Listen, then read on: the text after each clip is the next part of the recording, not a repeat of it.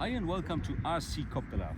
Today I'm having Jonas W, the constructor of the M4, the M7 and now the M5 and M6. Jonas, I would like you to say some words about these machines. What is special with them?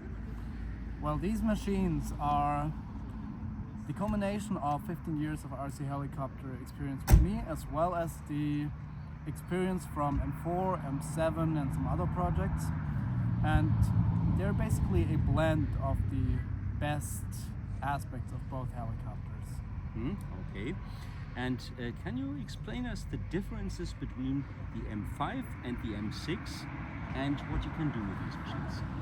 Yeah, so the M5 is a 550 class helicopter made for 560 to 580 millimeter blades. The M6 is a 600 class helicopter made for 600 to 610 millimeter blades. These machines differ in the way they fly by their weight, their disc loading, their flight feel, also their response in the air. Okay. Can you tell us something about the power system? What is the best power system for both machines? Yes, so the M5 is made for a 6 to 8S power system. The M6 is made for 10 to 12S. So on the M6 you want to fly a stick pack or basically two independent packs, where the M5 is ideally operated on one battery, for example a 6S 5000. Okay, and can you tell us what are the technical details, what they have in common, which parts they have in common and what's the difference? So they share over 90% of all parts. Over 90%? Yeah, okay. All the rotor head components are the same, most of the frame plates are the same. I can actually just quickly take the canopy off the M5. So all the frame panels are the same between them, the ESC mounting, the motor mounting, it's all the same. Also the skids. The differences lie in the servo mounting. The M5 is made for 15 millimeter servos, where the M6 is made for 20 millimeter servos. The main shaft on the M6, as a consequence, is 1 centimeter longer. Because we need more space. Yeah, because you need more vertical space to fit the servos, to allow for adequate swash plate travel, and also because it fits the proportions better, because the M6 has a larger canopy than the M5.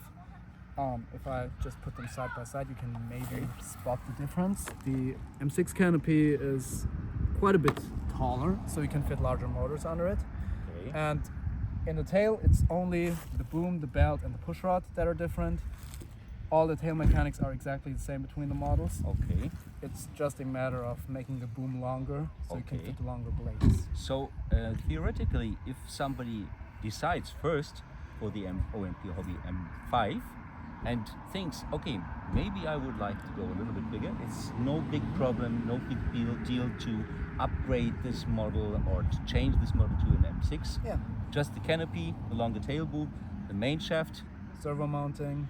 servo mounting. Oh, and also the main gear. The main gear is adjusted for ideal ratios. Okay. On the M6 you have a 121 tooth main gear, on the M5 you have 115. The 115 just raises the RPM a little bit more for the same gearing configuration, same motor layout. You get just a little bit higher RPM on the M5 because that's how 550s are flown usually. Okay, okay. And so also pinion is different and the main gear is a little bit different. And Pinion is the same as on the M7, and okay. these pinions fit both gears. They have the same tooth geometry. Ah, okay, okay. And can you tell us how you came to the fascination for helicopters? How it was beginning? That is a story from my very, very early days when I was just like half a year old. My mother always laid me under our ceiling fan. It was spinning up there and I was like, wow, it's spinning, amazing. And then I saw a helicopter and then apparently I made that connection at 1 year old or something. I cannot remember that, but I have been into helicopters my whole life. My goodness, that is great. So in my case, it is totally different. One thing we have in common, I was fascinated when I was 5 years old. My parents moved to a new place and that was close to a hospital. And unfortunately for many injured people, there were many helicopters landing. And my poor mother had always the problem that I was totally fascinated. when the helicopter was landing, I was standing and wanted to wait until he picks up because takes off in the next time.